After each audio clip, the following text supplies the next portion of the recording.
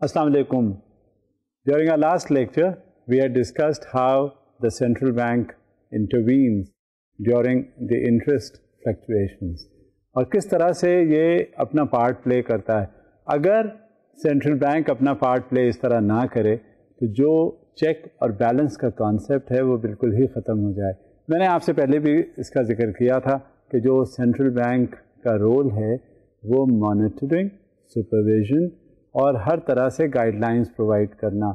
Guide lines provide کس طرح کی جاتی ہے یہ اس کا ذکر میں نے پہلے بھی کیا کہ وایا پروڈینشیل ریگولیشنز جو اکثر کمرشل بینکس کو بھیجے جاتے ہیں اور دوسرے اداروں کو بھی اسی طرح سے بھیج دیے جاتے ہیں.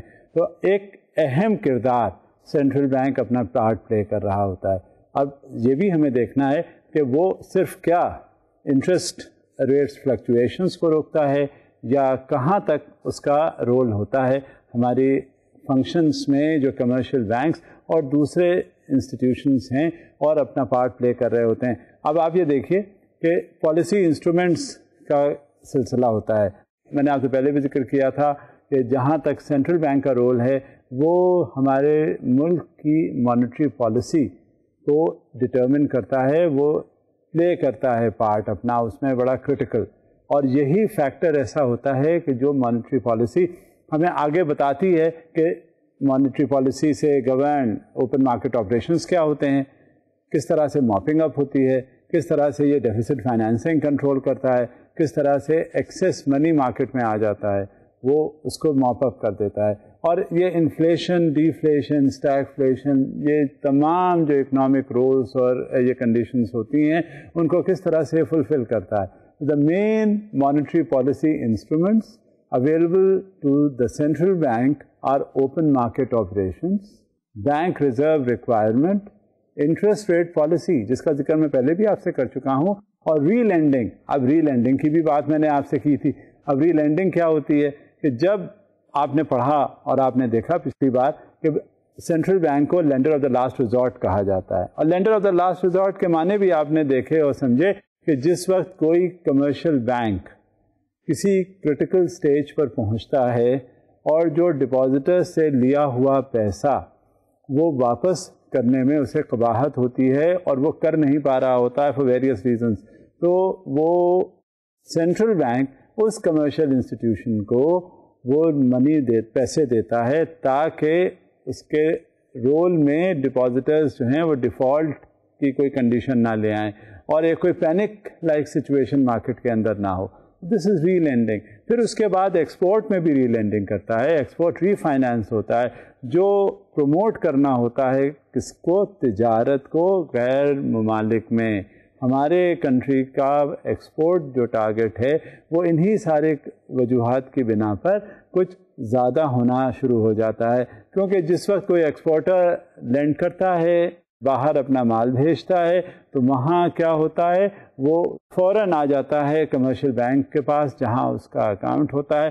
اس میں وہ کہہ رہا ہوتا ہے کہ ہمیں اس کے اگینسٹ لون دے دیں، ہمیں پیسے دے دیں، ہم تاکہ مزید جو ایکسپورٹ کو فروغ دینا ہے وہ دے دیں. پھر کیا اس کو اسی ریٹ پہ دیا جاتا ہے جو عام کمرشل بینکس کمرشل لینڈنگ کرتے ہیں؟ نہیں. کمرشل بینکس اگر 20 سے 25% ریٹ آف انٹرسٹ پہ لینڈنگ کرتے ہیں تو ایکسپورٹرز کو وہ سبسیڈائز ریٹ آف لینڈنگ ہوتی ہے. اور سبسیڈائز ریٹ آف لینڈنگ کہاں سے ہوتی ہے؟ کیا سمجھتے ہیں آپ کے کمرشل بینکس اپنے پاس سے دیتے ہیں؟ نہیں، وہ اسٹیٹ بینک انہیں سبسڈی فراہم کرتا ہے.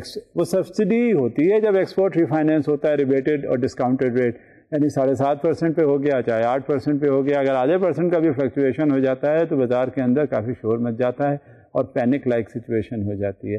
This comes to the relending and mainly it is on account of the promotion of exports of the country. اور یہ کس طرح اور یہ کیوں ہوتا ہے؟ پروموشن آف ایکسپورٹس ہمیشہ اس کی وجہ یہ ہوتی ہے کہ ہمارا بیلنس آف ٹریڈ اور بیلنس آف پیمنٹس جو ہیں وہ بریکٹ کیے جاتے ہیں، دیکھا جاتا ہے کہ سرپلسز کہاں ہیں، تاکہ اس سے اکانومی میں ہمارے بڑے زیادہ مثبت نتائج ہوتے ہیں.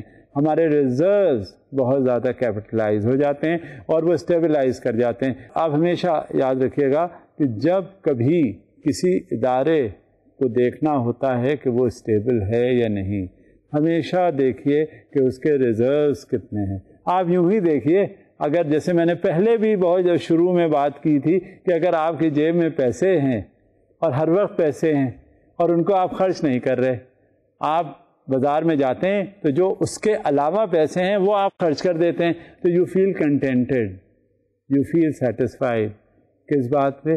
تاکہ یہ آپ کو پتا ہو کہ میرے جیب میں ابھی پیسے ہیں, ابھی اور بھی اگر خرچ کرنا پڑے تو کر لیں گے, اور اگر کبھی کسی کرائسس میں پڑ گئے تو وہ جو ریزروز ہوتے ہیں. سیونگس کا کیا کانسیپٹ ہے؟ سیونگس کا کانسیپٹ بھی یہی ہے کہ گاڑھے وقت میں اگر کوئی مشکل حالات ہو, آپ کے پاس جیسے بھی وہ پیسے رکھے ہوئے ہیں, وہ آپ کبھی بیمار بندہ پڑ جاتا ہے, کبھی اسے کوئی اور کام پر نہیں جا پاتا, تو اس کے پاس جو سب سے بڑا جو فال بیک اپون کرنے کا ذریعہ ہوتا ہے وہ اس کے ایمرجنسی ریزروز ہوتے ہیں. تو سملرلی کمرشل بینکس کے جو ریزروز ہیں, ایمرجنسی ریزروز, وہ سینٹرل بینک کے پاس ہوتے ہیں, اور وہ سینٹرل بینک جس وقت کی ٹائم آف کرائسس ہوتا ہے تو وہ اپنے پاس سے ڈول آؤٹ کرتا ہے کمرشل بینکس کو, اور وہ اپنا کام چلاتے ہیں تاکہ جو مارکیٹ میں پینک لائک سچویشن ہو سکتی تھی یا ہو سکتی ہے انہیں اوائڈ کیا جا سکتا ہے. کیونکہ انسان کا دل, انسان کا ذہن بہت چھوٹا ہے, وہ ذرا سی بات میں پریشان ہو جاتا ہے, ذرا سی بات میں گھبرا جاتا ہے, اپنے گرد و نواح میں دیکھتا ہے ارد گرد کے دوسرے جو کسٹمرز ہیں ان کا کیا بنا, ان کو پیسے واپس مل گئے. اگر کسی سے آپ نے کہہ بھی دیا کہ کل آ کے پیسے اپنے لے لینا کسی کمرشل انسٹیٹیوشن نے, تو وہ they get very upset and they just feel that now the money that they had invested in the bank it's just all over and they are finished with it. So they keep on transferring this by word of mouth to their colleagues, to their peers and to their friends, etc. And a panic-like situation normally creates. So this must be a situation which has to be avoided. Similarly, now it is with reference to the commercial banks vis-a-vis the central bank. اب central bank کے پاس بھی ہر commercial bank کے reserves ہوتے ہیں, اور وہ reserves ان کو اسی وقت وہ دے رہا ہوتا ہے جس وقت ان کا کرٹیکل جنکچر ہوتا ہے, اگر وہ کسی میس میں آنے والے ہوتے ہیں. یاد رکھیے میں نے پہلے بھی کہا تھا کہ کچھ بھی ہو جائے, آپ کا پیسہ اگر جو اسٹیٹ بینک سپورٹڈ یا central bank supported financial institution ان میں انویسٹمنٹ آپ نے کر دیا ہے تو کبھی جائے گا نہیں, ڈوب سکتا ہی نہیں, کیونکہ اس کے پیچھے ایک بڑی اسٹرانگ بیکنگ ہے, اور وہ اسٹرانگ بیکنگ ہر چند کوشش کرے گی کہ آپ کا پیسہ آپ کو واپس مل جائے with the additional interest, and that is the confidence which is imposed in the clients, in the customers, and that is why even if the cost, even if the interest or the profit is offered at a low rate, then too the clientele does not mind. Why? Because they consider that the principal at least is safe, and this is the primary and the major reason why the clients go to the commercial banks backed by the central bank.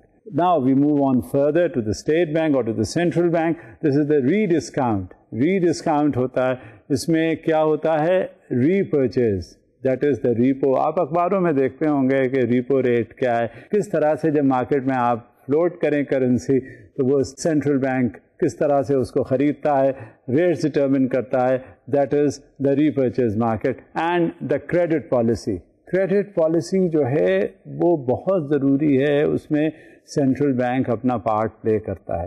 اب credit policy کا مطلب یہ نہیں ہے کہ اگر کوئی commercial institution جو پرائیویٹائزڈ ہے وہ اس کے کچھ ڈائریکٹرز مل گئے, کچھ اسپانسرز مل گئے, اور انہوں نے کیا کیا, انہوں نے آپس میں مل بانٹ کر جتنا پیسہ ڈپازیٹر کا تھا وہ اپنے گھر لے گئے, اور وہاں لے جا کر خود تو انویسٹمنٹ جتنا کرنا تھا کر دیا, اور بیچارہ ڈپازیٹر جو ہے وہ مارا مارا پھر رہا ہے اس فکر میں, اس تلاش میں کہ کہاں سے اب وہ پیسے لائے جو مزید اس کو فائدہ ہو.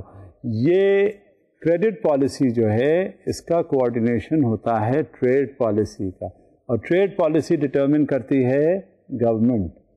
جب دونوں کوآرڈینیٹڈ ہوتی ہیں یعنی کریڈٹ پالیسی اور ٹریڈ پالیسی, اس کے حساب سے پھر سینٹرل بینک اپنا رول پلے کرتا ہے. کیونکہ کریڈٹ پالیسی کا جو بنیاد ہے, جو بیسک فیکٹر ہے وہ یہ ہے کہ کسی ایک کے پاس پیسے نہ رہیں, اگر کسی کے پاس پیسے ہیں تو وہ ایک پراپر انویسٹمنٹ ان کا ہو سکے, اور یہ پراپر انویسٹمنٹ جب ہو جائے تو اس کے ریٹرنز پراپر ہوں. تو یہ کریڈٹ پالیسی. اب بعض فیکٹرز ایسے بھی ہوتے ہیں کہ وہاں کریڈٹ پالیسی جو ہے کچھ ریسٹرکشنز لگا دیتی ہے. بعض فیکٹرز ایسے بھی ہوتے ہیں کہ وہاں پہ مجبوری ہے, ڈٹرمنیشن کیا گیا کہ یہاں پہ کریڈٹ دیا جائے, کیونکہ بینکس کا اپنا پیسہ تو کوئی ہوتا نہیں, اور جب اپنا پیسہ نہیں ہوتا تو کچھ لیجسلیشن میں پہلے بھی گزارش کر چکا ہوں چاہیے ہوتے ہیں. تو یہ کس کے ساتھ مل کر ہوتا ہے؟ یہ پروڈینشیل ریگولیشنز جو ہیں وہ اننسیٹ کر دیے جاتے ہیں تمام بینکوں میں, اور اس کے حساب سے کریڈٹ پالیسی ڈٹرمنیشن ہوتی ہے.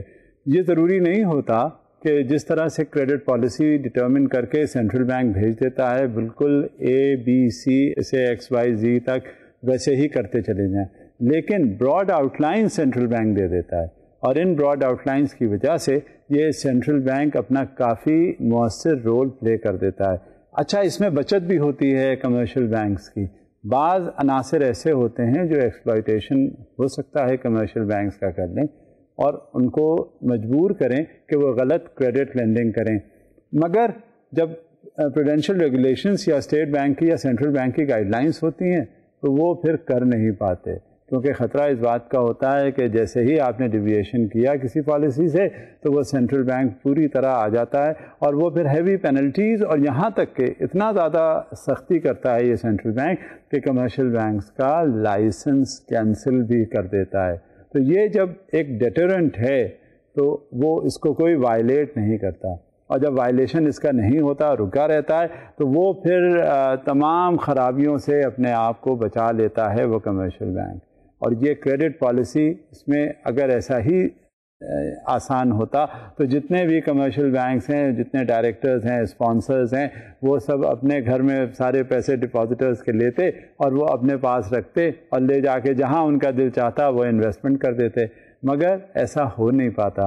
اور یہ in line with the trade policy. اور ٹریڈ پالیسی اس وجہ سے ہے, دیکھیں انویسٹمنٹس کی ضرورت ہوتی ہے, ہر لیول پہ انویسٹمنٹ کی ضرورت ہوتی ہے. بعض کچھ اپنے ذاتی مفادات کی بنا پر کسی ایک پرٹیکولر ایریا میں وہ انویسٹمنٹ کرنا چاہتے ہیں, لیکن سینٹرل بینک نے جو گائیڈ لائن دی ہوتی ہے اس کے حساب سے وہ ٹریڈنگ یا وہ مینوفیکچرنگ ہو رہی ہوتی ہے. اور سینٹرل بینک کیوں دیتا ہے؟ سینٹرل بینک اس وجہ سے دیتا ہے تاکہ کنٹری کی اکنامک پراسپیرٹی رجسٹر ہو, کمپنی کی گروتھ اکارڈ کی جا سکے, اور اس کی وجہ سے یہ پراسپیرٹی ڈٹرمنیشن, کیونکہ ہمارے ملک کے جو اکنامک کنڈیشنز ہیں وہ اتنی شاید اسٹیبل وقت کے ساتھ ساتھ ہو رہی ہیں, اور اس پہ انٹرنیشنل ڈونر ایجنسیز کا پریشر بھی ہوتا ہے, وہ دیکھتے ہیں کہ کس طرح سے ہمارے اکنامک کنڈیشنز کو مانیٹر کیا جا رہا ہے اور کیا رول پلے کر رہا ہے سینٹرل بینک. یہی نہیں کہ central bank local economic conditions کو مانیٹر کرتا ہے, بلکہ انٹرنیشنل سیٹلمنٹس بھی ہوتے ہیں, اور اس انٹرنیشنل سیٹلمنٹس کے حساب سے اس نے مختلف گائیڈ لائنس بھی اننسیٹ کرتے ہیں, جیسے کیپٹل ایڈیکویسی کا کانسیپٹ ہے. کیپٹل ایڈیکویسی کیا ہوتی ہے, ہم آئیے دیکھتے ہیں سلائڈس پہ. While capital adequacy is important, it is defined and regulated by the bank for international settlements, and central banks in practice generally do not apply stricter rules. To enable open market operations, a central bank must hold foreign exchange reserves. It will often have some influence over any official or mandated exchange rates. Some exchange rates are managed, some are market-based, free float, and many are somewhere in between managed float or dirty float. So this is how the open market operations are carried out. Further, آئیے ہم مزید دیکھتے ہیں. Through open market operations, a central bank influences the money supply in an economy directly. Each time it buys securities, exchanging money for the security, it raises the money supply. Conversely, selling of securities lowers the money supply. Buying of securities thus amounts to printing a new money while lowering supply of the specific security. اب اس میں ہوتا کیا ہے open market operations میں کہ آپ نے دیکھا کہ بہت زیادہ مہنگائی بڑھتی جا رہی ہے. اب اس مہنگائی بڑھنے کے لیے سینٹرل بینک کیا پارٹ پلے کرتا ہے؟ یہ اوپن مارکیٹ آپریشنس کے ذریعے جو ایڈیشنل کرنسی مارکیٹ میں فلوٹ ہوئی ہوتی ہے وہ کنٹرول کرتا ہے. اگر زیادہ ہے تو وہ وڈرا کر لیتا ہے, اگر کم ہے تو وڈرا نہیں کرتا اور دے دیتا ہے. وہ کس طرح؟ جو سیکیورٹیز ہوتی ہیں ان کا انکیشمنٹ ہو جاتا ہے, جو سیکیورٹیز ہوتی ہیں ان کو وہ پرچیز کر لیتا ہے. تو جہاں ریسٹرکٹڈ منی سپلائی ہو جاتی ہے تو اس کے حساب سے یا تو وہ ڈیفیسٹ فائنینسنگ کا ذریعہ لے یا پھر انفلیشن کو کنٹرول کرے. جہاں ڈیفیسٹ فائنینسنگ ہوتی ہے وہ too much printing of notes, currency notes ہو جاتے ہیں, اور جہاں انفلیشن کنٹرول کرنے کی بات ہوتی ہے وہاں فوری طور پہ جو منی سپلائی مارکیٹ میں آتا ہے وہ اس کو وڈرا کیا جاتا ہے. تو یہ ایک فیز ہوتا ہے, یہ ایک سٹائل ہوتا ہے سینٹرل بینک کا جس طرح سے منی مارکیٹ آپریشنز کو کنٹرول کیے جاتے ہیں, اور اسی کو اوپن مارکیٹ آپریشنز کہتے ہیں. آئیے دیکھتے ہیں مزید ڈیٹیلز کہ اوپن مارکیٹ آپریشنز اور کیا کیا کرتا ہے. Temporary lending of money for collateral securities, reverse operations or repurchase operations, otherwise known as the repo market. These operations are carried out on a regular basis where fixed maturity loans of 1 week and 1 month for the ECB are auctioned off. اب buying اور selling securities یہ کہا جاتا ہے direct operations. Foreign exchange operations such as forex swaps. یہ جب دونوں چیزیں مل جاتی ہیں تو یہ اوپن مارکیٹ آپریشنز کمپلیٹ ہوتے ہیں. کیا؟ نمبر 1 بائنگ اور سیلنگ آف سیکیورٹیز. میں نے جیسے پہلے بھی آپ سے ذکر کیا تھا کہ بائنگ جو سیکیورٹیز ہے وہ وڈرا کرتا ہے cash, selling of securities market میں پیسے دیتا ہے. پھر اسی حساب سے یہی نہیں کہ لوکلائزڈ ہو, یہی نہیں کہ جو بھی ٹرانزیکشنز ہو رہے ہوتے ہیں ان کی جو گروتھ ہے یا ان کی جو ایفیکٹ ہے وہ صرف لوکل مارکیٹ پر ہو, بلکہ یہ فوریکس میں بھی جاتا ہے, فارن ایکسچینج میں بھی اس کا ایفیکٹ ہوتا ہے, یا پازیٹیو ایفیکٹ ہوتا ہے یا ایڈورس ایفیکٹ ہوتا ہے. تو یہ بھی گورن کرتا ہے فارن ایکسچینج آپریشنز کو, سچ ایز فوریکس سویپ. اب ایک کرنسی کو دوسری کرنسی میں سویپ کرنا ہوا, ایکسچینج کرنا ہوا, دوسری کرنسی جو آئی وہ پہلی کرنسی میں یا کسی اور کرنسی میں ان کا سویپنگ کرنا ہوا. تو یہ کیا ہوتا ہے؟ یہ فوریکس سویپس سینٹرل بینک فیسیلیٹیٹ کرتا ہے, اور یہ بہت ضروری ہوتا ہے اپنی اکانومی کو اسٹیبلائز کرنے کے لیے تاکہ وہاں نہ انفلیشن ہو. آپ نے بہت جگہ ممالک میں دیکھا ہوگا کہ وہاں کا انفلیشنری جو ریٹ ہے وہ 200%, 300%, ایون 600% تک تھا. کبھی کبھی ایسا بھی ہوتا ہے کہ وہ ایریاز, وہ کنٹریز, وہاں انفلیشن بہت زیادہ ہوتی ہے لیکن اسی حساب سے ڈیولپمنٹ اور پروگرس جو اکانومی کی ہے وہ بھی کمال کی ہوتی ہے. اس میں بھی بہت زیادہ آپ کو انڈسٹریل گروتھ اور بہت exports, balance of payment, balance of trade جو ہے سب انہی کے فیور میں ہوتا ہے, لیکن انفلیشن زیادہ ہوتا ہے. ہمارے قریب کے جو ممالک ہیں, فار ایسٹرن جو ممالک ہیں, ان میں آپ دیکھیں کہ وہاں انفلیشن بہت زیادہ ہے, لیکن اس انفلیشن میں ہونے کے باوجود بھی وہاں کا کمال ڈیولپمنٹ ہے. اکثر ممالک تو بالکل تباہ ہو گئے ہیں, جیسے جاپان کی مثال لے لیجئے. سبھی جانتے ہیں, کون ایسا شخص ہے جو جاپان کو نہیں جانتا کہ وہ ڈسٹروائے ہو گیا تھا. ہیروشیما ناگاساکی پہ جو ایٹم بام گرایا گیا تھا یا گر گیا تھا تو وہ اس سے ساری اکانومی, ساری کنٹری تباہ ہو گئی, لیکن اس کے بعد اس وقت وہ اکنامک کنڈیشن میں رول کر رہا ہے دنیا میں. کہیں اگر کسی سے خطرہ پیدا ہوتا ہے تو وہ جاپان ہے. ہر چیز اوریجنل, ہر چیز کم پرائز پہ, یعنی جو اس کی صحیح لاگت ہے, جو صحیح ویلیو ہے, اس حساب سے اس کی پرائز ہے. تو یہ, لیکن وہاں سنا ہے کہ افراط زر بہت زیادہ ہے, انفلیشن بہت زیادہ ہے. جیپنیز ین کی ویلیو آپ دیکھ لیجئے, اپنے روپے PKR میں دیکھ لیں یا US ڈالرز کے ریلیشن شپ میں دیکھ لیجئے, وہاں آپ کو پتہ چلے گا کہ بہت انفلیشنری کنڈیشنز ہوتی ہیں, لیکن پروگرس اور ڈیولپمنٹ وہاں بدستور ہے اور بہت زیادہ ہے. اور اتنا ہے کہ ورلڈ کی اکانومی میں ایک اس کا خاص مقام ہے, بلکہ یہ دیکھا جائے, سمجھا جائے کہ وہ رول کر رہا ہے اکنامک کنسیڈریشنز میں, جبکہ وہ تباہی کے اس دہانے پہ تھا کہ وہاں پہ کچھ بھی نہیں ہو سکتا تھا. لیکن اب وہ لیتا کہیں سے ہے مال, خام مال جو را مٹیریل ہوتا ہے, بناتا ہے, بنانے کے بعد وہ بھیج دیتا ہے اور آگے چلا جاتا ہے. یعنی اس کے پاس اپنا کچھ نہیں ہے, وہ لیتا ہے دوسروں کا مال بناتا ہے اور جا کے پھر دوسروں کے پاس بھیج دیتا ہے, اور پھر دیکھیے کہ کیا ہے صورتحال کہ دنیا میں رول کرتا ہے اکنامکلی. تو یہ foreign exchange operation such as forex سواپس, یہ سینٹرل بینک کا ایک پرائمری رول ہے تاکہ وہ انٹرنیشنل سیٹلمنٹس اس سے ہو جاتے ہیں, اور یہ اگر وہ مانیٹر نہ کرے تو اس میں ہمیں پھر پرابلم ہو جاتی ہے. اب ہم اس کو دیکھتے ہیں کہ فاریکس سواپ ہوتا کیا ہے. ان finance a forex swap is an over-the-counter short-term interest rate derivative instrument. In emerging money markets, forex swaps are usually the first derivative instrument to be traded ahead of forward trade agreements. Central banks use forex swaps to hedge their existing forex exposures by swapping temporary surplus funds in one currency into another currency for better use of liquidity. Doing so protects against adverse movements in the forex rate, but favorable moves are renounced. Structure. اب اس کا structure کیا ہوتا ہے کہ کس طرح سے foreign exchange transactions کو ہم اسٹرکچرائز کرتے ہیں, کس طرح سے ہم اس میں ٹرانزیکشنس کرتے ہیں, کیا طریقہ کار ہوتا ہے, وہ بھی ہم دیکھ لیتے ہیں. Structure. A forex swap consists of two types, a spot foreign exchange transaction and a forward foreign exchange transaction. اب یہ دو طرح کے جو اسٹرکچرز ہیں فوریکس سویپ میں کیا ہوتے ہیں. یہ جو اسپاٹ فارن ایکسچینج ہے اس میں آپ کو T+3 کا یا T+1 کا بھی کانسیپٹ آ جاتا ہے, جس میں آپ نے ٹریڈنگ کی اور ٹریڈنگ کرنے کے بعد جو ریٹ بائنگ اور سیلنگ کا چل رہا ہے اس میں آپ کو پیسے اس کرنسی کی ویلیو کے حساب سے مل گئے. یہ تو آپ کو اسپاٹ پہ پیمنٹ ہو گیا.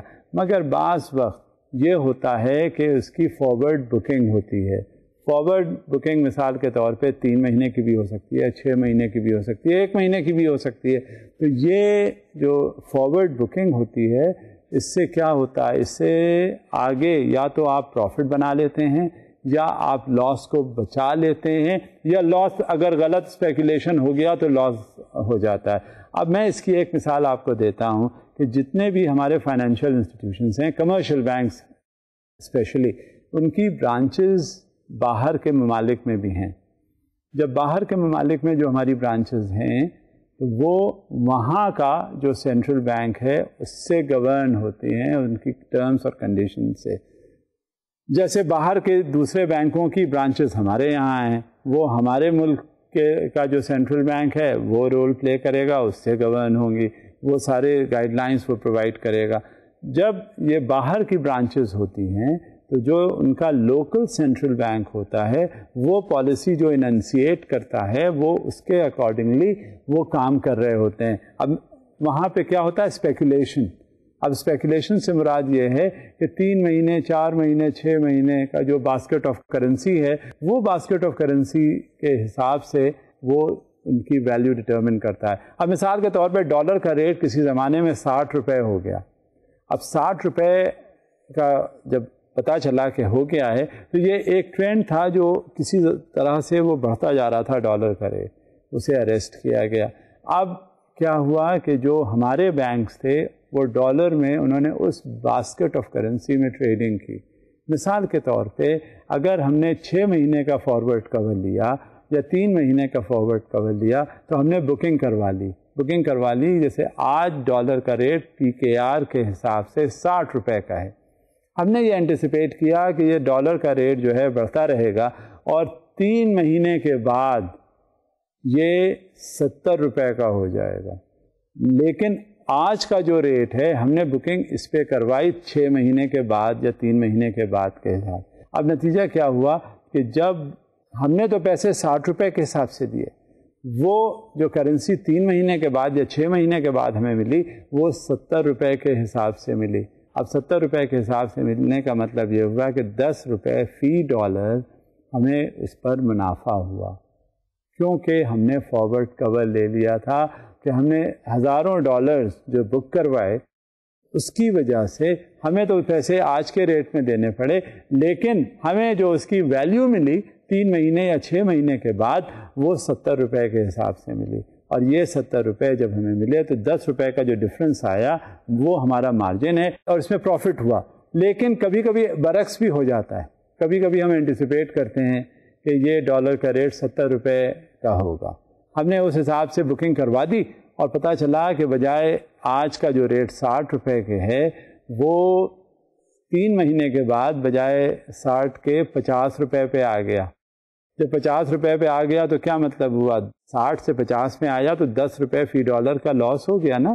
تو وہ پھر ہمیں لاس ہوتا ہے. اور اکثر ایسے آپریشنز میں نے یہ آبزرو کیا ہے، آپ بھی دیکھیں گے کہ جب ایسے آپریشنز ہوتے ہیں تو کوئی 1-2 ڈالر یا 1-2 روپے کا وہاں ٹرانزیکشن نہیں ہو رہا، نہ ہزاروں روپے کا ہوتا ہے. وہاں لاکھوں روپے کا ٹرانزیکشن ہوتا ہے، کروڑوں روپے کا ٹرانزیکشن ہوتا ہے. جہاں یہ صورتحال ہوتی ہے تو لاس بھی ہوتا ہے، تو وہ بھی لاکھوں کروڑوں میں ہوتا ہے. اور اکثر تو یہ دیکھا گیا ہے کہ جن بینکوں نے وہاں اس طرح سے ٹرانزیکشنز کیے اور وہاں پروفٹ ہوا، وہ پروفٹ میں آ گئے تو وہ کیا کہنا، زبردست بات ہو گئی. اور جب لاس ہوا تو ان کے اکثر جو آپریشنز ہیں اس کنٹری میں وہ کلوز کر دیے جاتے ہیں، کیونکہ لاس بیئرنگ یونٹ کو سسٹین کرنا بہت مشکل ہے. آپ خود ہی بتائیے کہ جس وقت آپ کوئی بزنس اپنا اسٹیبلش کرتے ہیں تو لاس کے لیے تو نہیں کرتے. آپ تو چاہتے ہیں کہ روز بروز ہر گھنٹے آپ کو پروفٹ ملتا رہے اور آپ کا دن دگنی رات چوگنی ترقی ہو آپ کے کاروبار میں. تو سملرلی بالکل یہ ادارے بھی اسی طرح کے ہیں، یہ کمرشل انسٹیٹیوشنز بھی اسی طرح کے ہیں.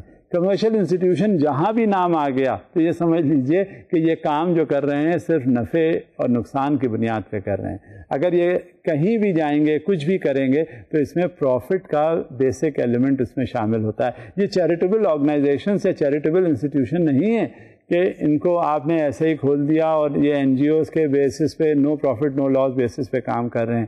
بالکل ایسا نہیں ہے. جب بھی یہ کام کرتے ہیں تو یہ کام کرتے ہیں نفع اور نقصان کی بنیاد پر. اگر ان کو پروفٹ ہوتا ہے تو بہت اچھی بات ہے، اگر لاس ہوتا ہے تو تھوڑے دن یہ لاس بھی نہیں برداشت کرتے اور اس ایریا کا جو آپریشنز ہیں وہ اسے ختم کر دیتے ہیں. اور یہی اکثر بینکوں نے کیا کہ جب ان کو لاس ہوئے فارن کرنسی اسپیکولیشنز میں، جب ان کو لاس ہوئے باسکٹ آف کرنسی کی ٹریڈنگ میں، تو وہ انہوں نے بند کر دیے آپریشنز، تاکہ وہ پھر اس کی کاسٹ نہیں برداشت کر اس کے متحمل نہیں ہو سکتے تھے. اور یہ سلسلہ جو ہے وہ آج تک ویسے ہی چل رہا ہے. اب ہم نے دیکھا تھا اپنے پچھلے لیکچر میں بھی کہ interest rate swap, central bank کس طرح سے انٹرسٹ ریٹ سویپ کرتا ہے. ہم اس کی ایک سلائیڈ دیکھتے ہیں. Interest rate swap is a derivative in which one party exchanges a stream of interest payments for another party's stream of cash flows. ہاں، اس کا کیا مطلب ہوا؟ اس کا مطلب یہ ہوا کہ جو انٹرسٹ ریٹ کی ایکسچینج ہوتی ہے، سویپنگ ہوتی ہے، وہ انٹرسٹ پیمنٹس ہوتے ہیں جو بینکس کر رہے ہوتے ہیں، جو انڈیویجولس کر رہے ہوتے ہیں، اور کس بنیاد پہ کرتے ہیں؟ وہ اس کا جو کیش فلو ہوتا ہے اس کے حساب سے کرتے ہیں. اب کیش فلو کسی بھی پارٹی کا دیکھنا ہوتا ہے کہ اس کے کاروبار میں کس طرح سے ہو رہا ہے. اب جب وہ انٹرسٹ اس کا آتا ہے تو اس کی پھر سویپنگ ہوتی ہے، اور جو سویپنگ ہوگی وہ بریکٹ کرتے ہیں اس کے کیش فلوز سے. جو انٹیک ہو رہا ہے، جو کاروبار سے جو میں اس کے جو ری پیمنٹس آ رہے ہیں، وہ اس کے بیسس کے اوپر سے یہ انٹرسٹ ریٹ سویپنگ ہوتی ہے. مزید ہم دیکھتے ہیں ایک slide. Interest rate swaps can be used by hedgers to manage their fixed or floating assets and liabilities. They can also be used by speculators to replicate unfunded bond exposures to profit from changes in interest rates. اب اس میں کیا ہوتا ہے کہ جو interest rate سویپس ہوتے ہیں وہ ہیجرز کے لیے کام کرنے میں آتے ہیں. ہیجنگ کیا ہے؟ بیسکلی جو ہماری پروویژننگ ہوتی ہے بینکوں میں کسی طرح سے بھی. اکثر آپ دیکھتے ہوں گے، ابھی پچھلے دنوں آپ اخبار میں پڑھتے ہوں گے کہ سینٹرل بینک نے یہ گائیڈ لائنز دی ہیں کہ 100% جو پروویژننگ ہے وہ کی جائے نان پرفارمنگ لونز کے حساب سے. ہیجنگ بھی وہ کانسیپٹ ہوتا ہے کہ جو آپ کے پاس انویسٹمنٹس یا پیسے ہیں ان کو آپ نے پروٹیکٹ کرنا ہے کسی بھی طرح سے، اور وہ پروٹیکٹ کرتے ہوئے آپ نے انویسٹمنٹ کرنا ہے، اور اس انویسٹمنٹ سے جو آپ کو ریٹرنز ہوں گے وہ آپ نے دیکھنے ہیں کہ کس طرح کے ریٹرنس ہوئے. آپ کو اپنی لائبلٹیز کا بھی اسیسمنٹ کرنا ہے, آپ نے اپنے ایسٹس کا بھی دیکھنا ہے, جو لیکوڈ ایسٹس ہوتے ہیں, جو شارٹ ٹرم بیسس پہ ہوتے ہیں, اور جن کے بارے میں یہ کہا جاتا ہے کہ آج یہ انویسٹمنٹ ہے 1 سال. جیسے کمرشل بینکس ہیں, یہ جب کسی کو لینڈنگ کرتے ہیں 1 سال کا, تو یہ ان کا فلوٹنگ ایسٹ بن جاتا ہے. وہ انہوں نے 1 سال کے لیے لینڈنگ کی, وہ پھر 1 سال کے بعد وہ پیسے واپس آ گئے. اب کیا ہوا, 1 سال کا انہوں نے ڈپازٹ لیا, اور ڈپازٹ لینے کے بعد 1 سال کے بعد انہوں نے ریٹرن کر دیا. تو یہ it keeps on changing, it keeps on floating, it keeps on continuing, and no matter whatever is happening, these interest rate swaps are involved in between, whether it is the liability, whether it is the deposits, whether it is the floating assets, whatever the conditions might be, they are just there, and speculators make and take full advantage of this. کبھی وہ دیکھ لیتے ہیں کہ جو deposits ہیں وہ کس طرح سے ان کے چڑھ رہے ہیں. اب اکثر گورنمنٹ پالیسیز ہوتی ہیں, پہلے کسی زمانے میں ہوا کرتا تھا کہ جو جتنا یہ سینٹرل سیونگ ڈائریکٹریٹس ہوتے تھے وہ زیادہ سے زیادہ خاص طور سے پینشنرز کو وہ ریٹ آف انٹرسٹ یا پروفٹ دیا کرتے تھے. مگر over a period of time inflationary conditions ہوئیں, بینکس نے انٹروین کیا, دیکھا کہ ان کی انٹرمیڈیشن کاسٹ زیادہ ہو رہی ہے, اور اس انٹرمیڈیشن کاسٹ کے حساب سے وہ اتنا پروفٹ نہیں دے پاتے جتنا کہ پبلک ایکسپیکٹ کرتی ہے. تو وہ اپنے حساب سے چینج کرتے رہے, ورک آؤٹ کرتے رہے. پھر لوگوں کا رجحان جو ہے کسی طرح سے بھی پہلے بینکوں میں انویسٹمنٹ کا تھا, مگر over a period of time یہ رجحان بینکوں میں ڈپازٹ کا کم ہوتا گیا, کیونکہ جہاں ریٹ آف ریٹرن کم ہوگا تو وہاں آٹومیٹکلی کوئی بھی ہو وہ اپنا انویسٹمنٹ وہاں نہیں کرے گا, اور اس انویسٹمنٹ کے ساتھ ساتھ وہ وہاں سے ودرا کر کے وہ ایسی جگہ انویسٹمنٹ کرے گا جہاں پہ کسی طرح سے اس کو ریٹرن زیادہ ملتے ہوں. اب زیادہ ریٹرن کیسے ملیں گے؟ زیادہ ریٹرن اس طرح سے ملتے ہیں کہ آپ نے پراپرٹی خریدی, آج کوئی پراپرٹی 50 لاکھ کی ہے, اب over a period of time 50 lakh سے وہ بن گئی 60 لاکھ کی, 60 لاکھ سے over a period of time وہ 70 لاکھ کی. اب آپ نے یہ دیکھا, محسوس کیا کہ ایک آپ کا انویسٹمنٹ 50 لاکھ کا 1 سال 2 سال 3 سال جتنے عرصے کے بعد بھی وہ 70-75 لاکھ کا ہو گیا, 20-25 لاکھ کا آپ کو فائدہ ہو رہا ہے. کوئی بینک بھی شاید آپ کو اتنا نہ دے سکے. وہاں پر آپ نے کیا کیا کہ جب ڈپازٹ ریٹ یا مارک اپ ریٹ یا پروفٹ ریٹ جب آپ کم دیں گے تو لوگوں کا انٹرسٹ آپ کی طرف سے کم ہوگا, وہ ادھر چلے گئے, اور نتیجہ یہ ہوا لوگوں میں سیونگ کا کانسیپٹ دھیرے دھیرے جو تھا وہ جاتا رہا. اب اس انٹرسٹ کو دوبارہ کیچ کرنا اور اٹریکٹیو بنانا, اس کے لیے بہت ضروری ہوتا ہے کہ آپ کس طرح سے پبلک کو اٹریکٹ کریں جس کے پاس پیسہ ہے, کیونکہ جہاں تک ایسٹ انویسٹمنٹ کا تعلق ہے وہ پراپرٹی میں لوگ زیادہ انٹرسٹڈ ہوتے ہیں. اب یہ سلسلہ پھر سینٹرل بینک نے انٹروین کیا, اور سینٹرل بینک نے کمرشل بینکس کو ہدایات دی کہ یہ اسپریڈ بینکوں کا تو بہت زیادہ ہو رہا, لیکن یہ پاس آن کیوں نہیں ہوتا پبلک کو. لہذا اسٹیٹ بینک کے یا سینٹرل بینک کے انٹروینشن کی وجہ سے پروفٹ ریٹس جو تھے یہ دوبارہ ان کا ریویژن ہوا, اور ایک بار پھر جو مارکیٹ میں پراپرٹی کا انویسٹمنٹ ہو رہا تھا اس سے اٹینشن الگ ہٹ کے اب یہ دوبارہ ونس اگین یہ آ گئی کدھر, یہ انویسٹمنٹ میں آ گئی. کیونکہ یہ انویسٹمنٹ جو ہے جہاں تک کمرشل انسٹیٹیوشنس کا تعلق ہے اس میں اتنا یہ سیف ہوتا ہے. پراپرٹی میں تو پتہ نہیں آج بہت زیادہ قیمت اس کی بڑھ رہی ہے, کل ہو سکتا ہے ایک دم سے نیچے ہو جائے, پرسوں ایک دم سے زیادہ ہو جائے, اس میں کنسسٹنسی نہیں ہوتی. اور جہاں کنسسٹنسی نہیں ہوتی اس ریٹ آف ریٹرن میں ہمیشہ یہ دیکھا جاتا ہے کہ وہ انویسٹمنٹ کرنے میں بہت خوف ہوتا ہے, کیونکہ آج تو آپ کے پاس پیسہ آپ نے لگا دیا, کل کو ہو سکتا ہے وہ اس کی ویلیو وہ نہ رہی جو آپ سمجھتے ہیں. لہذا یہ جو پروفٹ میکینزم ہے یہ سینٹرل بینک جتنے بھی فائنینشیل انسٹیٹیوشنس یا کمرشل بینکس ہیں ان کو وہ مانیٹر کرتا ہے, سیف گارڈ کرتا ہے, تاکہ پبلک کا جو پیسہ ہے وہ زیادہ سے زیادہ پروٹیکٹڈ رہے اور لوگوں کا انٹرسٹ ادھر سے ختم نہ ہو, اینڈ انٹرسٹ میں carry on. So this is how a central bank, as far as the interest rate swaps are concerned, plays an important role. اب کیا ہوتا ہے, ہر چیز یہ دیکھیے جیسے چیک اور بیلنس کا کانسیپٹ ہے وہ رہتی ہے. اب جب آپ کریڈٹ لینڈنگ کرتے ہیں, میں نے آپ سے بتایا تھا, ذکر کیا تھا, آپ دیکھیں گے بھی کہ سینٹرل بینک پالیسی ڈٹرمن کرتا ہے کریڈٹ لینڈنگ کی. اب کریڈٹ لینڈنگ کی پالیسی جب آ جاتی ہے تو اس کا بیسک آبجیکٹو کیا ہو سکتا ہے بھلا؟ کیونکہ جب بھی کبھی کوئی آپ انویسٹمنٹ کرتے ہیں, انویسٹمنٹ کرتے وقت آپ کے ذہن میں کیا بات آتی ہے؟ آپ سوچتے ہیں کہ اگر سب کچھ اچھا ہے, ٹھیک ہے, ہر طرح سے اسٹیبل کنڈیشنز ہیں, اس میں بہت زیادہ پروفٹ آ جائے گا. کل کو ایسا بھی ہو سکتا ہے کہ بجائے پروفٹ آنے کے وہاں پہ لاس بھی ہو جائے. اگر مان بھی لیا جائے کہ 95% چانسز ہیں پروفٹ کے, تو 5% چانسز ہو سکتے ہیں کہ لاس ہیں. تو وہ لاس کیا ہوتا ہے؟ وہ لاس جو ہے آپ کا رسک ہے. اور رسک کس طرح سے اسیس کیا جاتا ہے وہ بھی ہم دیکھ لیتے ہیں ایک slide per. Credit risk on the sweep comes into play if the swap is in the money or not. If one of the parties is in the money, then that party faces credit risk of possible default by another party. اب یہ جو factor ہوتا ہے risk کا, یہ بہت بڑا ہوتا ہے. آج کل یہ کانسیپٹ اتنا اسپیشلائزڈ ہو گیا ہے رسک کا. اس کی وجہ کیا ہے؟ اسپیشلائزڈ مینیجرز اپوائنٹ کیے جاتے ہیں کمرشل انسٹیٹیوشنس میں.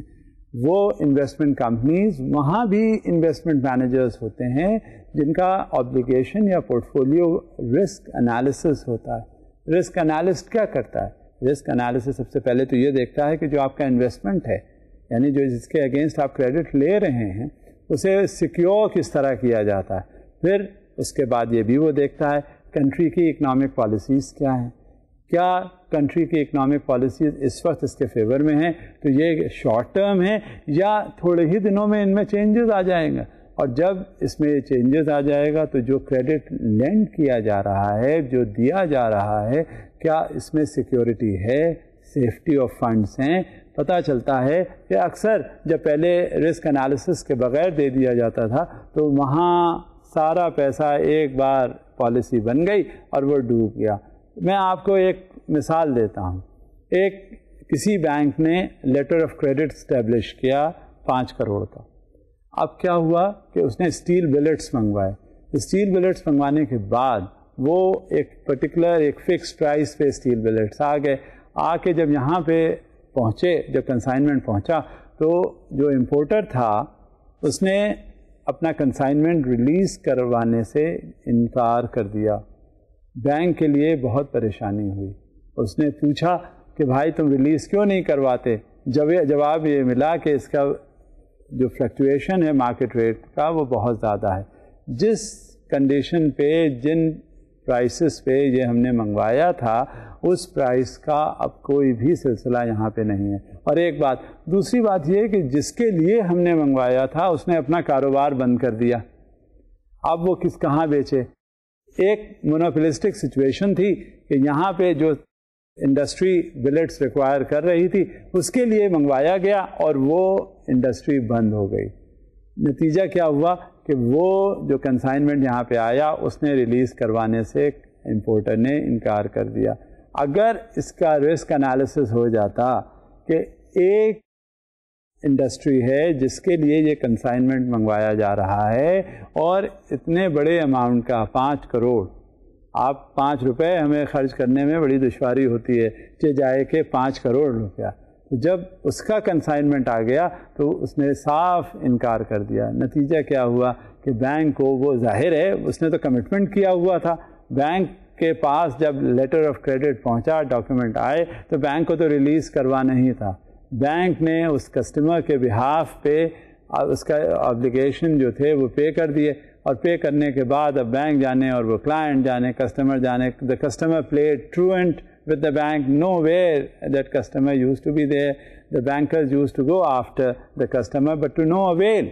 کیونکہ یہ سچویشن ایسی تھی, اگر اس کا پراپر رسک انالیسس ہو جاتا, اگر یہ جان لیا جاتا کہ کسی وقت بھی پالیسی ٹلٹ ہو سکتی ہے یا policy could make a turnaround, and the industry which is manufacturing that particular product in which the steel billets were required, would be banned, or that industry may go absolutely bankrupt, or some on account of some policies وہ اتنا function نہ کرے تو یہ جائے گا کہاں, اور وہی کچھ ہوا.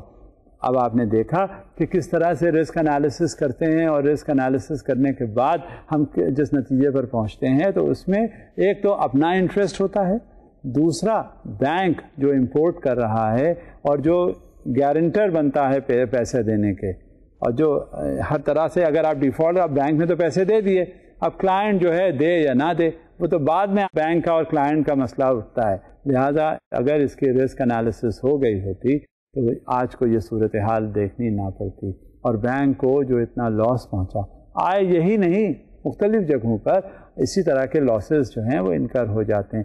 اس کی وجہ بیسکلی یہی ہے کہ پراپر رسک انالیسس, مگر اب جو صورتحال ہے وہ بالکل ہی مختلف ہے, اور اس کی وجہ یہ ہے کہ تمام بینکوں میں اسپیشلائزڈ ایریاز ہیں جس میں یہ رسک انالسٹ بیٹھے ہوتے ہیں, اور وہ ٹرینڈ ہوتے ہیں اس مقصد کے لیے کہ ان کا جب بھی کبھی کوئی کریڈٹ لینڈنگ کا ایشو آئے تو وہ زیادہ سے زیادہ اس کو انالائز کریں, اور انالائز کر کے کسی نتیجے پر پہنچیں, تاکہ بینک کا جو پیسہ ہے, ایک بات ذہن میں ضرور رکھیے گا کہ بینک کا جو بھی پیسہ ہے وہ بینک کا خود کا نہیں ہے. بینک کہاں سے پیسے جنریٹ کرتا ہے؟ پبلک سے, ڈپازیٹر سے, اور ڈپازیٹر کا پیسہ لے کر وہ جب ایل سی اسٹیبلش ہوتی ہے یا کوئی لوننگ ہوتی ہے یا لینڈنگ ہوتی ہے تو بینک کا یہ انویسٹمنٹ ہوتا ہے جو آپ کے بہاف پہ کر دیتا ہے بینک, اور آپ کے بہاف پہ جب کرتا ہے تو جب اس سے ریٹرنز ہوتے ہیں تو وہ آپ کو بھی پاس آن کر دیتا ہے. تو نتیجہ کیا ہے؟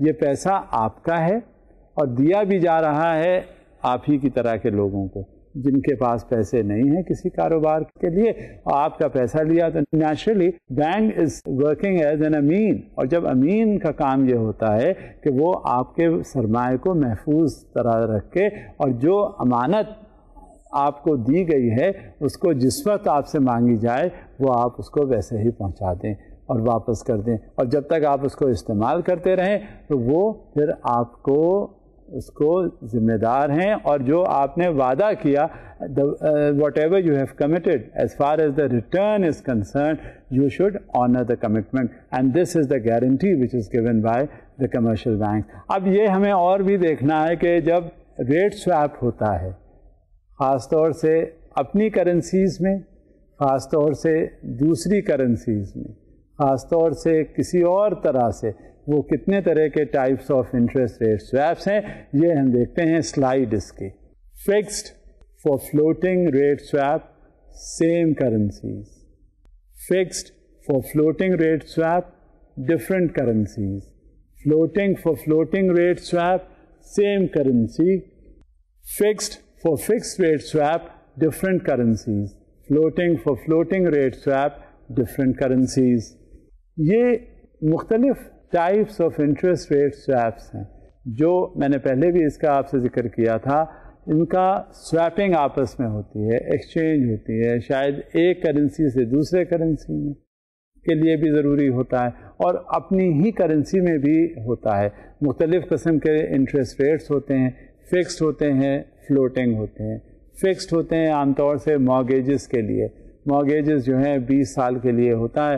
کسی کسٹمر سے یا کسی اور سے ڈٹرمنیشن ہو جاتا ہے, کوئی آیا گھر بنانے کے لیے لون چاہیے, وہاں پتہ چلا کہ آپ کو 20 سال کے لیے لون چاہیے, آپ سے وہ بات کرتا ہے, معلوم کرتا ہے کہ ریٹ آف انٹرسٹ کیا ہے. آپ نے کہا کہ فلوٹنگ جو ہے وہ 8% ہے اور فکس جو ہے وہ 15% ہے. اب اس کا مطلب یہ ہوا کہ کوئی بھی فلکچویشن مارکیٹ میں ہوگا انٹرسٹ کا تو جو فکسڈ والا ہے وہ انڈیٹرڈ رہے گا, اسے کوئی فرق نہیں پڑے گا. جو فلوٹنگ والا ہے 1 سال کا ہوگا, وہ ریوائز ہو سکتا ہے.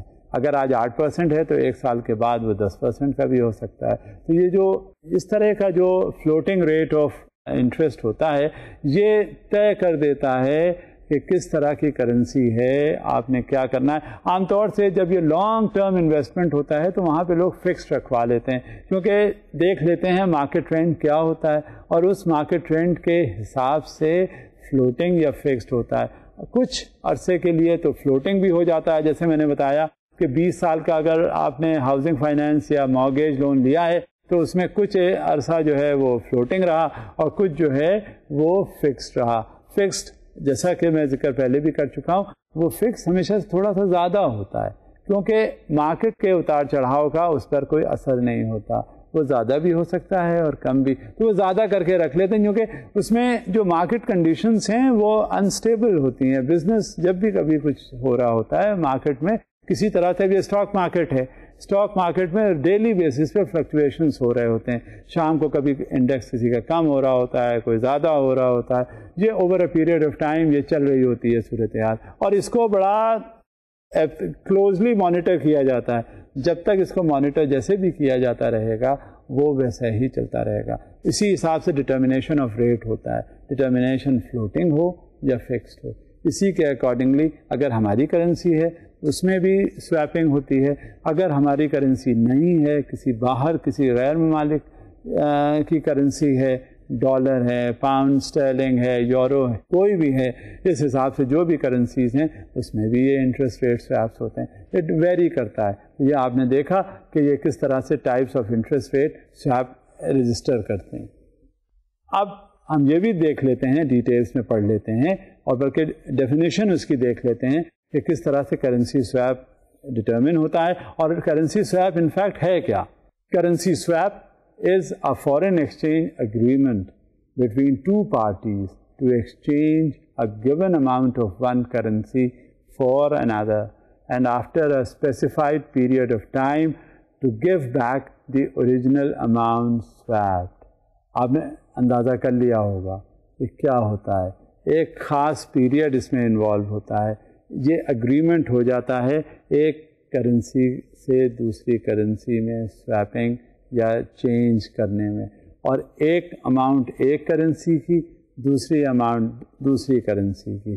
وہ جب پیریڈ ختم ہو جاتا ہے تو آپس میں ایکسچینجز ہوتے ہیں, اور جو اوریجنل اماؤنٹ ہوتا ہے وہ پھر اس کو آپ نے واپس کرنا ہوتا ہے. So this is known as the currency swap. مزید ہم ڈیٹیلز دیکھتے ہیں ایک سلائڈ پر. Currency swaps are often combined with interest rate swaps. For example, one company would seek to swap a cash flow for their fixed rate debt denominated in US dollars for a floating rate debt denominated in euro. This is especially common in Europe, where companies shop for the cheapest debt regardless of its denomination and then seek to exchange it for the debt in desired currency. یہ بہت اچھی example ہے کہ international جب trading ہوتی ہے تو وہاں کرنسی سویپس ہوتے ہیں. اگر ایک کرنسی یورو ہے, دوسری کرنسی ڈالر ہے, اب یہ لیا جاتا ہے کہ یہ یورو کی ویلیو کتنی ہے اور ڈالر کی ویلیو کتنی ہے.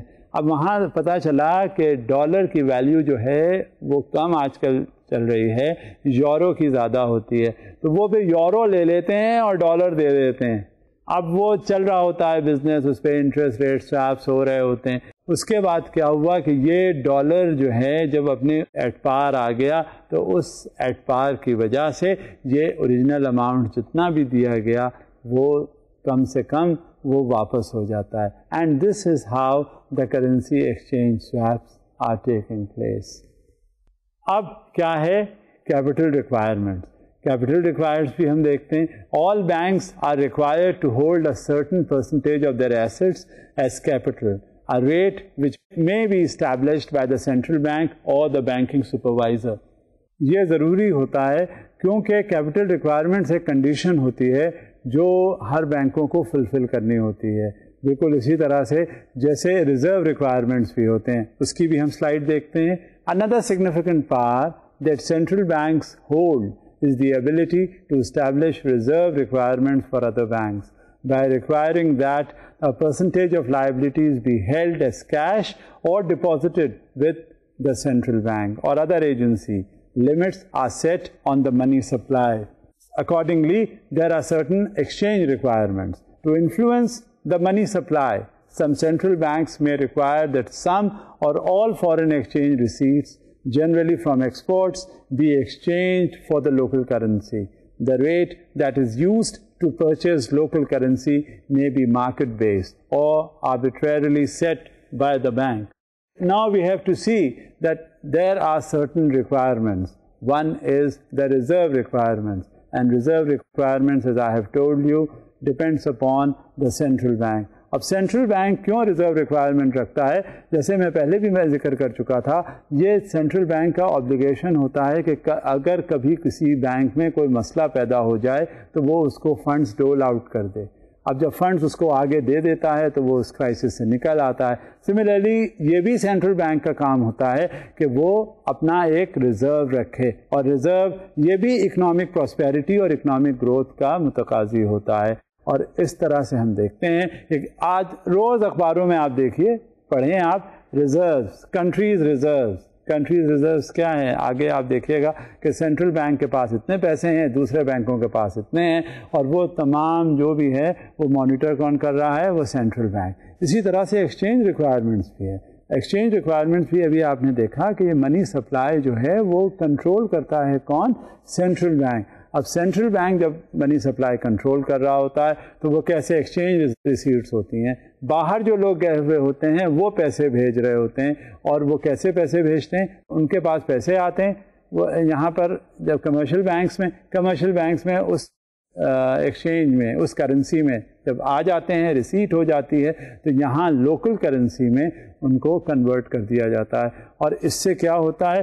اس سے جو منگوا رہا ہوتا ہے، جس کے پاس پیسے آ رہے ہوتے ہیں، وہ ایکسچینج کر لیتا ہے اپنی کرنسی کو اس لوکل کرنسی کے حساب سے، اور اس طرح سے اس کا ایکسچینج ریکوائرمنٹ جو ہے وہ میٹ وتھ کرتا ہے. یہ مانیٹر کون کرتا ہے؟ یہ مانیٹر ہمیشہ سینٹرل بینک کرتا ہے. سینٹرل بینک اس حساب سے مانیٹر کرتے ہوئے ان کو پرچیز کرتا ہے اور ری پرچیز کرتا ہے، تاکہ وہ کسی طرح سے بھی خسارے میں نہ جا سکے، کنٹری کو نقصان نہ ہو، ایکسچیکر کو نقصان نہ ہو، اور جتنے لوگ جو باہر سے پیسے بھیجتے ہیں یا یہاں آ رہے ہیں یا جو ٹرانزیکشنز ہو رہے ہیں ان میں کہیں لاسز نہ ہو.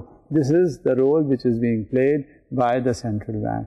سینٹرل بینک اگر نہ ہو تو ہم یہ کہہ سکتے ہیں it would be quite insecure for the business, it could be quite insecure for the banks, it could be quite insecure for the economy on the whole. So the importance can never be belittled as far as the role of the central bank is concerned. For now, it is the central bank's role that we have studied, and the next we are going to study something more which will be more and more interesting. Khuda Hafiz.